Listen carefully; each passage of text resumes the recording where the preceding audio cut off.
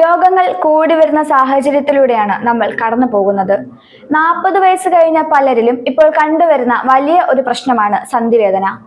നമ്മൾ സ്ഥിരമായി പല ആരോഗ്യ പ്രശ്നങ്ങൾക്കും ഉപയോഗിക്കുന്ന മഞ്ഞൾ സന്ധികളുടെ ആരോഗ്യത്തിനും ഗുണപ്രദമാണെന്ന് കണ്ടെത്തിയിരിക്കുകയാണ്. മഞ്ഞളിലെ സജീവ ഘടകമായ കുർക്കുമിൻ ശക്തമായ ആന്റി ഇൻഫ്ലമേറ്ററി, ആന്റി ഓക്സിഡന്റ് പ്രവർത്തനങ്ങൾ നടത്താൻ കഴിവുള്ളവയാണ്. കാർട്ടിലേജിന്റെ ആരോഗ്യത്തിന് മഞ്ഞൾ വളരെ ഫലപ്രദമാണെന്നും അതുപോലെ തന്നെ കാൽമുട്ടുകളുടെ വേദനയെ ഒരു പരിധിവരെ തടയുകയും ചെയ്യുമെന്നാണ് പലരും വിശ്വസിക്കുന്നത്.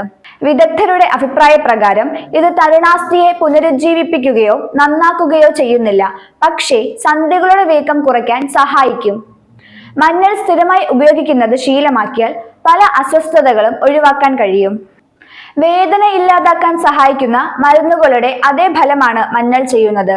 ഭക്ഷണത്തിലൂടെയോ സപ്ലിമെന്റുകളായോ പതിവായി കഴിക്കുന്നത് സന്ധിവീക്കം കുറയ്ക്കുകയും അതുവഴി ചലനം സുഗമമാക്കുകയും ചെയ്യും. വാർദ്ധക്യം മൂലമോ ജീവിതശൈലി വ്യതിയാനങ്ങളോ കൊണ്ടുണ്ടാകുന്ന സന്ധിവേദനകൾക്ക് ഇത് വളരെ ഉപകാരപ്രദമാണ്. മഞ്ഞൾ ഉപയോഗിക്കുന്നത് സന്ധികളുടെ ആരോഗ്യം നിലനിർത്താനുള്ള ഒരു മികച്ച വഴിയാണെങ്കിലും ശരീരത്തിലെ ജലാംശം, പേശികളുടെ ശക്തി എന്നിവയാണ് സന്ധികളുടെ ആരോഗ്യം നിലനിർത്താനുള്ള പ്രധാന ഘടകങ്ങൾ.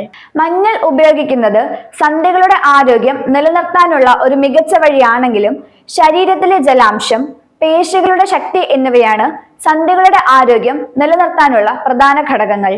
ശരീരത്തിലെ ജലാംശം സൊനോവിയൽ ദ്രാവകത്തെയും സന്ധികളിലെ ലൂബ്രിക്കന്റിനെയും ആരോഗ്യകരമായി നിലനിർത്തുന്നു. കൂടാതെ വ്യായാമം കാൽമുട്ടുകളെ കൂടുതൽ ആരോഗ്യപ്രദമാക്കുകയും ചെയ്യുന്നു. സൈക്ലിംഗ്, നീന്തൽ അല്ലെങ്കിൽ വേഗത്തിലുള്ള നടത്തം പോലെയുള്ള വ്യായാമങ്ങൾ തുടർച്ചയായി ചെയ്യുന്നതിലൂടെ സന്ധികളുടെയും തരുണാസ്ഥിയുടെയും ആരോഗ്യം മെച്ചപ്പെടുത്താൻ കഴിയുന്നതാണ്. ഭക്ഷണത്തിനൊപ്പം മഞ്ഞൾ, മുരിങ്ങയ്ക്ക തുടങ്ങിയവ ചേർക്കുന്നത് വളരെ ഫലപ്രദമാണ്.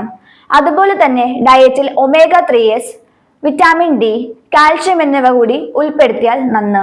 സന്ധികളുടെ ആരോഗ്യം നിലനിർത്താനായി മഞ്ഞൾ ഉപയോഗിക്കുന്നത് ശീലമാക്കുന്നത് നല്ലതായിരിക്കും.